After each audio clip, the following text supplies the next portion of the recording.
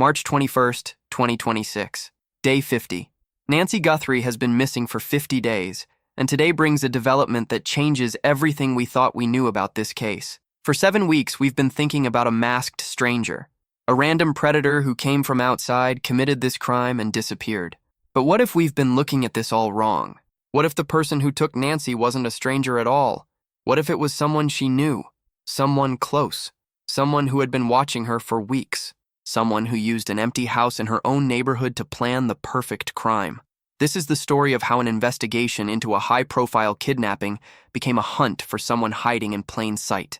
Nancy Guthrie, the 84-year-old mother of NBC Today Show host Savannah Guthrie, vanished from her Catalina Foothills home in Tucson, Arizona, in the early morning hours of February 1st, 2026. The case immediately captured national attention.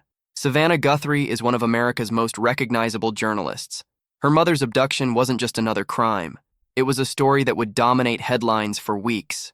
But as those weeks turned into a month and then into nearly 2 months, something started to shift in how investigators were talking about this case. The theory that someone had randomly targeted Nancy, that this was an opportunistic crime by a stranger passing through, began to fall apart under the weight of evidence. The level of planning involved, the intimate knowledge of the property, the perfect timing, none of it fit the profile of a random attack. And now, on day 50, investigators are pursuing a theory that's both more logical and infinitely more disturbing. The person who took Nancy Guthrie may have been someone she'd seen before, maybe even someone she'd spoken to, someone who lived nearby or worked in the area or had access to the neighborhood in a way that didn't raise suspicion, someone who had time to watch, to learn, to plan, someone close. On March 19th, NewsNation's senior investigative reporter Brian Enton sat down with Morgan Wright, a former detective and state trooper, to discuss the case. Enton has been in Tucson covering this story since the beginning. He's walked the neighborhood, he's talked to sources on the ground. He's developed a feel for this case that goes beyond what can be captured in official statements.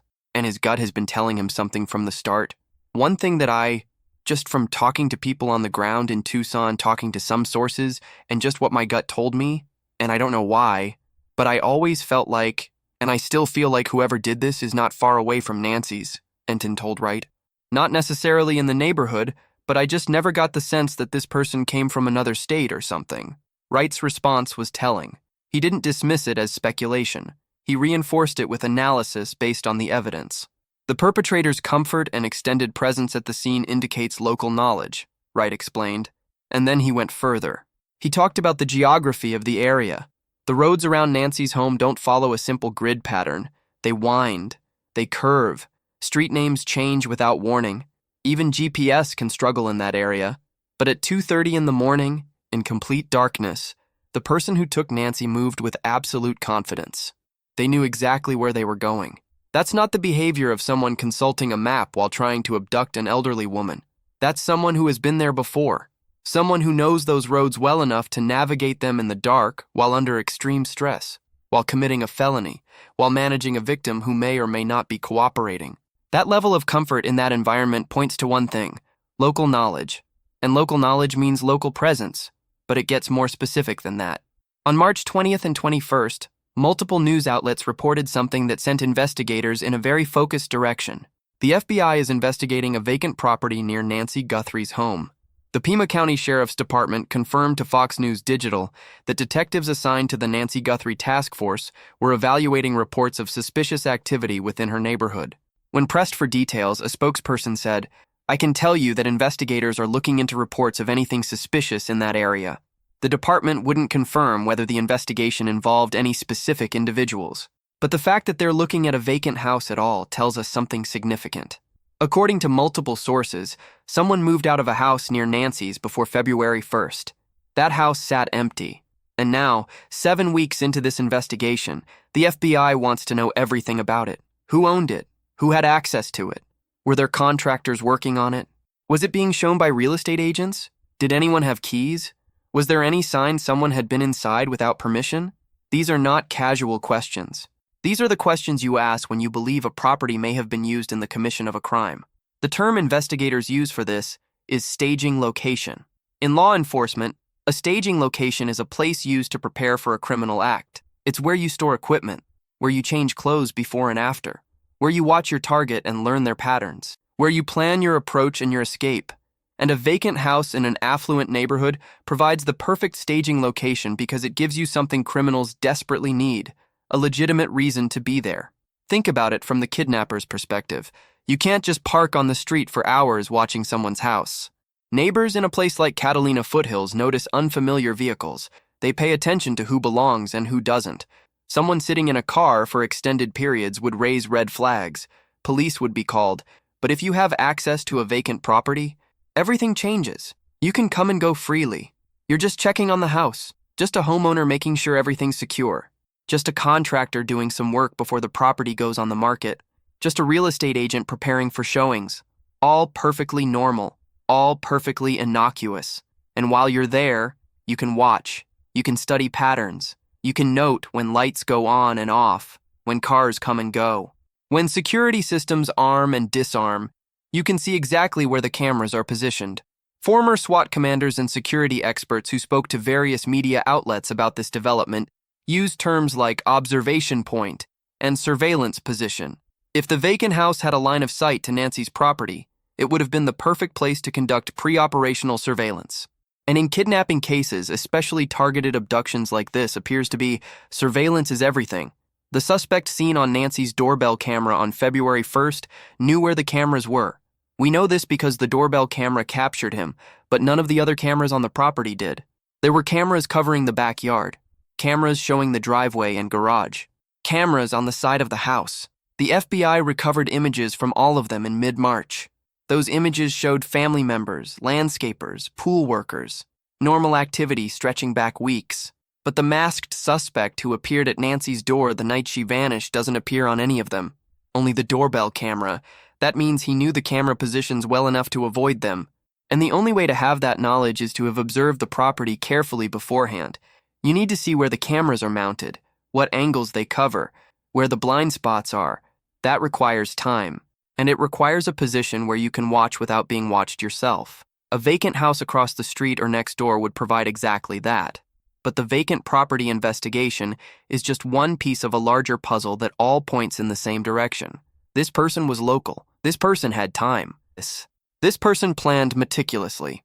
According to neighbors who spoke to NewsNation, FBI agents have been back in the Catalina Foothills neighborhood multiple times over the past 2 weeks, asking very specific questions. They want to know about a neighbor who moved out before Nancy disappeared. They want the names of every construction worker who was in the area in January. Not just general contractors. They want electricians, plumbers, landscapers, HVAC technicians, every single person who had any reason to be in that neighborhood during the weeks leading up to February 1st. Why? Because someone who was working in the area would have had the perfect cover. Contractors move freely in neighborhoods like this. They park work vehicles on the street. They walk around properties assessing jobs. They come and go at odd hours sometimes. Nobody questions a worker in a utility vest carrying tools. It's background noise in an affluent neighborhood where homes are constantly being maintained and upgraded. But that same freedom of movement that makes contractors invisible also makes them perfect for surveillance. You can observe multiple properties while appearing to focus on one. You can note security systems, routines, vulnerabilities, all while getting paid to be there. And investigators are clearly taking this angle seriously, because they're asking for comprehensive lists of every worker, cross-referencing them against other databases, running background checks, building timelines of who was where and when. There's another piece of evidence that points to pre-operational surveillance: the dates. Investigators have been very interested in specific dates in January, and those dates form a pattern that's hard to ignore. January 11th, January 24th, January 31st, all Fridays. According to neighbors, FBI agents have specifically requested surveillance footage from January 24th, which is 8 days before Nancy disappeared.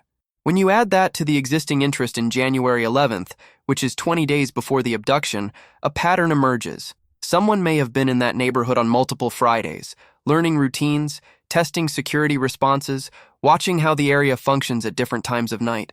This is textbook surveillance methodology. You don't just show up once and hope for the best. You conduct multiple reconnaissance runs. You observe patterns over time. You note variables. What time do neighbors go to bed? When do patrol cars pass through? Are there dog walkers at certain hours? How long does it take for someone to notice an unfamiliar vehicle? The fact that all 3 dates are Fridays suggests someone who may have had a regular work schedule, someone who could only conduct surveillance on weekends, or someone who knew that Friday nights in that neighborhood followed predictable patterns that could be exploited. And there's one more piece of evidence that shows just how much observation went into this crime: the timing of the abduction itself. Nancy Guthrie's pacemaker made its last sync with her Apple devices at approximately 2:30 a.m. on February 1st. This detail was revealed early in the investigation. At the time, it seemed like just another piece of technical data. But think about what it actually means. The person who took Nancy knew about her pacemaker, knew it synced with her devices, knew approximately when that sync would occur, and knew that after that sync there would be a window of time before the next one when she could be moved without generating electronic tracking data. How would a random stranger know any of that? You wouldn't. You'd have to know Nancy had a pacemaker. You'd have to understand how medical devices sync with Apple products. You'd have to have observed her routine carefully enough to estimate sync times. That's not information you get from a few hours of casual observation. That's detailed intelligence that comes from extended surveillance. And extended surveillance requires a base of operations, somewhere you can watch from safely, somewhere you won't be noticed or questioned, somewhere like a vacant house in the neighborhood. All of this evidence, these patterns of behavior, the level of planning, the intimate knowledge of the property and the victim's routines, they all point away from the random stranger theory and towards something more disturbing. This was someone with access, someone with time, someone with local knowledge, someone close. But what does someone close actually mean in this context? It's important to be clear about what investigators are and aren't saying. When they use the term someone close, they don't necessarily mean a family member or friend. They mean someone with proximity, someone in or around the neighborhood, someone who had opportunity and access that wouldn't be available to an outsider. The Guthrie family has been completely cleared. All family members passed polygraph tests. Sheriff Chris Nanos has been emphatic on this point. The Guthrie family are victims, plain and simple, he stated. Suggesting otherwise is not only wrong, it is cruel. So, if not family, then who? The pool of potential suspects based on the someone close theory would include several categories of people. Former neighbors, someone who used to live in the area and knew the neighborhood layout, knew Nancy, knew routines. Perhaps someone who moved recently and still had familiarity with the area. This would explain local knowledge while accounting for why current neighbors don't recognize anyone suspicious. Current neighbors, someone who still lives nearby and has had ample opportunity to observe Nancy's patterns. Though this seems less likely given the intense scrutiny the neighborhood has been under, it can't be ruled out entirely. Some of the most successful criminals are those who hide in plain sight. Service workers, contractors, landscapers, pool maintenance, pest control, any regular service provider who had legitimate reasons to be in the neighborhood repeatedly. These individuals often become invisible to residents because they're expected to be there. They blend into the background of suburban life. Real estate professionals, agents showing properties in the area, contractors evaluating homes for renovation, inspectors conducting assessments. Anyone involved in the buying, selling, or maintaining of properties in that neighborhood would have had freedom of movement and legitimate explanations for their presence. Former service workers, someone who used to work in the area for a contractor or service company but no longer does. This would explain familiarity with the neighborhood combined with less recent presence that might make identification harder. Property-related personnel. This is where the vacant house investigation becomes critical. Anyone with access to that vacant property, whether legitimately or through break-in, would have had the perfect surveillance position. This could include the former owner, contractors hired to prepare the property for sale, real estate agents with lockbox access, or even someone who illegally entered the property. Any of these categories represent someone who could have the local knowledge Morgan Wright described, someone who could navigate those winding roads at night, someone who could observe camera placements, someone who could learn routines without raising suspicion. The FBI's focus on the vacant property and construction workers suggests they may have narrowed down which category they believe is most likely. But they're being extremely careful not to name suspects or even categories of suspects publicly, which is standard practice in an ongoing investigation of this magnitude. What we can say with certainty is this. The evidence increasingly points away from the theory that Nancy was taken by a stranger who randomly selected her as a target. The level of planning, the specific knowledge of the property, the timing, the camera avoidance, the January surveillance dates, all of it suggests someone who had time to prepare, and time to prepare requires proximity. There's another element to consider: the mixed DNA that was recovered from Nancy's property. Sheriff Nanos has mentioned multiple times that investigators are still processing DNA evidence. He's described it as mixed, meaning it contains genetic material from multiple people. This makes analysis more difficult because you have to separate out individual profiles from a combined sample. In early March, Nanos told NBC News that some DNA had been entered into the FBI's national database but had not produced any hits. No matches to known offenders, no matches to anyone in the system. This could mean several things. It could mean the perpetrator has no criminal record. If this person has never been arrested for a felony, their DNA wouldn't be in the system. Many states only collect DNA from convicted felons, not from people who have been arrested but not convicted, or who have only misdemeanor records. It could mean the DNA belongs to someone who had a legitimate reason to be on Nancy's property at some point. If the someone close theory is correct, and this person was a contractor or service worker or neighbor who had been on the property legally before, their DNA might be present for innocent reasons. Separating out which DNA is relevant to the crime versus which DNA is environmental contamination becomes incredibly complex, or it could mean the perpetrator is simply not in the database yet. DNA databases are only as good as the profiles they contain. If investigators develop a suspect through other means, they can then request a DNA sample for comparison. But without a suspect to compare against, unmatched DNA sits in the database waiting for future entries that might provide a hit. The fact that investigators are still processing this DNA and haven't given up on it suggests they believe it could be the key. But DNA evidence in a case like this has to be combined with other evidence. You need to know who to compare it against. And that's where the investigation into the vacant property, the construction workers, the neighborhood canvassing, all becomes crucial. Those investigative threads might lead to a suspect, and once you have a suspect, you can request their DNA. Then everything clicks into place. Sheriff Nanos said something in mid-March that takes on new meaning in light of the someone close theory. When asked if the person who took Nancy could strike again, Nanos didn't hesitate. "Absolutely," he said. "We believe we know why he did this, and we believe that it was targeted. But we can't. We're not 100% sure of that, so it would be silly to tell people, 'Yeah, don't worry about it. You're not his target.'" He continued, "Don't think for a minute that because it happened to the Guthrie family, you're safe. No, keep your wits about you." At the time, that seemed like a general safety warning. Be vigilant. Lock your doors. Standard advice for a community dealing with a violent crime. But if the someone close theory is correct, if this person is local, if they used a vacant property in the neighborhood to plan this crime, then Nanos' warning becomes much more specific and much more chilling. He's not warning about a stranger who drove through once and is now long gone. He's warning about someone who might still be in the area, someone who knows the neighborhood, someone who successfully executed a complex kidnapping and remains unidentified 50 days later, someone who might have the confidence to try again. That's a very different kind of threat, not the random violence that could happen to anyone, anywhere. The calculated predator who lives among potential victims, who watches and waits and plans, who has already proven capable of carrying out a sophisticated crime. There's a type of criminal that law enforcement fears more than any other. Not the impulsive killer who acts in a rage and immediately gets caught. Not the opportunistic thief who grabs what they can and runs. The one they fear is the patient predator, the person who watches, who plans, who waits for the perfect moment, who has enough self-control to conduct reconnaissance over weeks without tipping their hand, who can commit a crime and then return to normal life, blending back into the community as if nothing happened. Everything about Nancy Guthrie's case suggests that's exactly what we're dealing with here. The surveillance on multiple January Fridays, the knowledge of camera placement, the vacant property potentially used for observation, the perfect timing of the abduction during the pacemaker sync window, the ability to navigate complex roads in darkness, the understanding of Nancy's routines and medical devices. None of that is luck. None of that is coincidence. That's patience, planning, and proximity.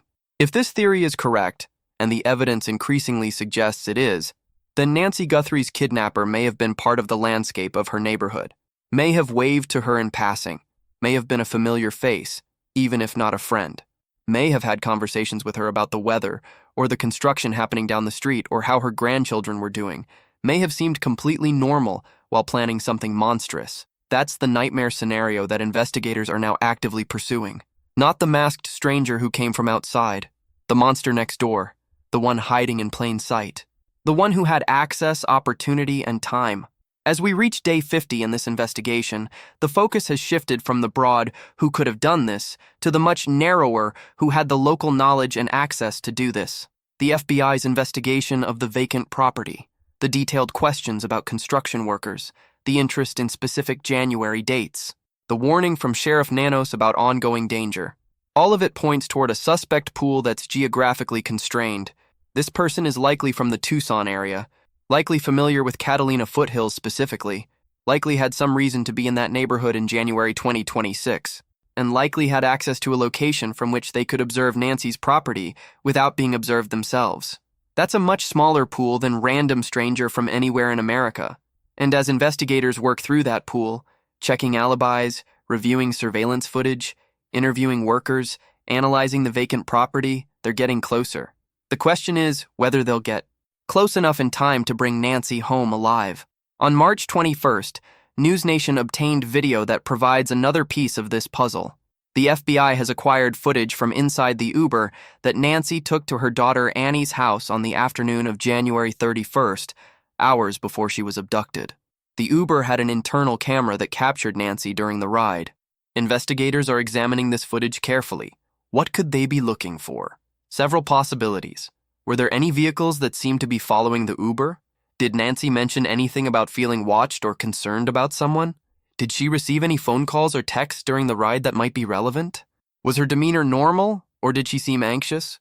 It's also possible they're simply documenting her last known movements in exhaustive detail, creating a minute-by-minute timeline of her final day of freedom. Every interaction, every location, every person who might have seen her. This level of detail can sometimes reveal patterns that weren't obvious before. But there's another reason they might be interested in that Uber footage. If someone was tracking Nancy's movements that day, if they knew she went to Annie's house and knew approximately when she'd return home, that suggests active surveillance on January 31st itself. Not just the reconnaissance missions on earlier Fridays, but real-time tracking on the day of the abduction. That would require someone positioned to see when she left her house, when the Uber arrived, when she got in, someone with eyes on her property that afternoon and evening, someone waiting for her to come back home. Again, that points to local presence, someone who could be in position to watch without drawing attention, someone who belonged in that neighborhood, at least enough to not trigger neighbor suspicions about an unfamiliar vehicle or person. The media presence in Tucson has largely dissipated. In mid-March, CNN sent a reporter to the area and found that the satellite trucks and major network crews that dominated the first weeks of coverage have all departed. The only media still maintaining a constant presence are independent journalists and streamers. John DePetro, who flew in from Rhode Island in early February thinking he'd stay a week, is still there on day 44, day 45, day 46, live streaming updates for his audience. Damian Enderly, a Tucson native, drives by Nancy's house regularly, filming for his YouTube channel, keeping the story alive for thousands of viewers who refuse to forget. The memorial outside Nancy's home continues to grow. Fresh flowers placed on top of dried ones, baked by the relentless Arizona sun. Messages from around the world. Scotland, Mexico, New York, Oregon. Yellow ribbons and teddy bears and cards with handwritten prayers. A banner outside the local NBC station reads, "Bring her home" in large capital letters, covered in signatures and messages of support. The Tucson community hasn't forgotten. Even as the national media moves on to other stories, even as the daily press conferences stop happening, even as the heavy law enforcement presence at the property dwindles, the people who live there remember. They add flowers, they say prayers, they remain vigilant. Because if the someone close theory is correct, the person who took Nancy might still be among them, might drive past that memorial, might see the growing pile of flowers and tributes, might know exactly what happened to her while everyone else can only hope and pray. That's the psychological weight this case now carries. Not just the tragedy of a missing elderly woman. Not just the pain of a high-profile family living through a nightmare in public. But the knowledge that the answer might be closer than anyone wants to believe. That someone in that community might know exactly where Nancy is. Might have watched the search efforts with secret knowledge. Might be living a normal life while an 84-year-old grandmother suffers wherever she's been taken, if she's still alive at all. On day 50, with no proof of life, with Nancy's necessary heart medications long since run out, with the grim statistics about kidnapping victims recovered alive after this length of time, some experts are beginning to use different terminology. They talk about no-body homicide cases. They discuss prosecution strategies that don't rely on finding remains. They acknowledge what many have feared since the early days. This may no longer be a rescue mission. Savannah Guthrie herself has alluded to this painful reality in her public statements. While still holding out hope, while still pleading for information, there's a recognition in her words that her mother may not come home. The family's reward offer of $1 million is now explicitly for information leading to Nancy's recovery rather than her safe return. The language has shifted, however slightly, to acknowledge the possibility they may be looking for a body rather than a living person, but investigators continue to work the case as if time still matters, because it does. Even if the worst has happened, even if Nancy didn't survive, finding her remains, identifying her abductor, bringing someone to justice, all of that still matters for the family, for the community, for justice. And there's always the possibility, however slim, that she's still alive, that she's being held somewhere, that the person who took her has kept her alive for reasons we don't understand. Until there's proof otherwise, that possibility exists, which brings us back to the vacant property, to the construction workers, to the January Fridays, to all the evidence pointing towards someone local, someone with access, someone with time to plan. If investigators can identify that person, if they can develop enough evidence to obtain a search warrant, if they can find where Nancy is being held or where she was taken, then day 50 might not be just another day in a long nightmare. It might be the day everything changes. The FBI is asking anyone who lived in or visited the Catalina Foothills area between January 1st and February 1st, 2026, to review their surveillance footage. Look for unfamiliar vehicles, especially on Fridays. Look for people who seemed out of place. Look for activity around vacant properties. Look for anyone asking unusual questions about neighbors. They're asking contractors, real estate agents, service workers, anyone who was in that neighborhood in January, to come forward with information. Even if something seemed minor at the time, even if you think it couldn't possibly be relevant, investigators want to hear about it. A detail that seems insignificant in isolation might be the piece that completes the puzzle when combined with other evidence. They're asking neighbors to think back. Did anyone move out right before February? Were there properties sitting vacant? Did you see vehicles you didn't recognize? Were there workers at houses that seemed unusual in any way? Someone out there knows something.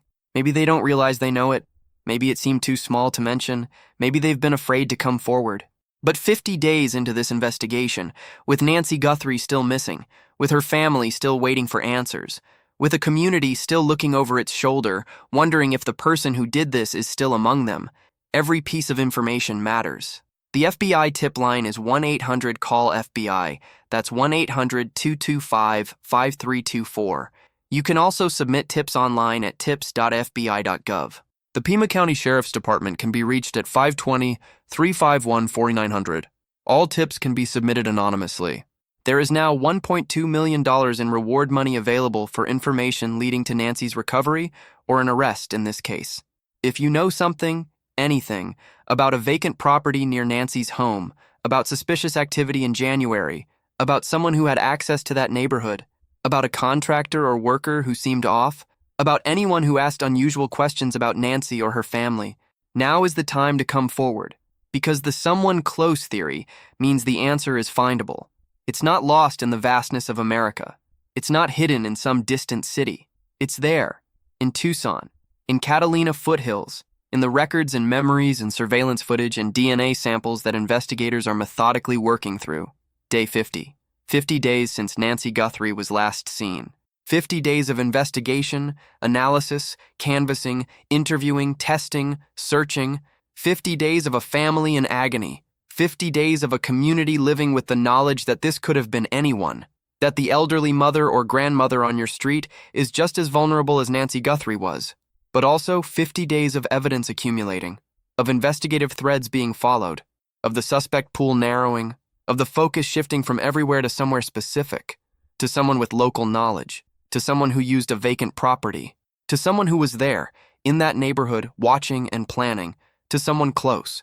And when investigators find that someone, when they can finally answer the question of who took Nancy Guthrie and where she is, the 50 days of waiting, of uncertainty, of fear, will crystallize into something different. Justice, closure, or at minimum, truth. The memorial outside Nancy's home will continue to grow. The yellow ribbons will continue to flutter in the Arizona wind. The community will continue to watch and wait and hope. And somewhere, in the evidence and the interviews and the surveillance footage and the DNA samples, the answer waits to be found. Someone knows what happened to Nancy Guthrie. Someone knows where she is. And as the investigation focuses on someone close, the circle tightens. The pool of potential suspects narrows. The timeline of movements and access and opportunity becomes clearer. Day 50. And the answer might be closer than anyone wants to believe. If you have any information about the disappearance of Nancy Guthrie, please contact the FBI at 1-800-CALL-FBI. Someone out there has the piece of information that will break this case open. Someone saw something. Someone knows something. And 50 days later, it's time for that someone to come forward. Bring Nancy home.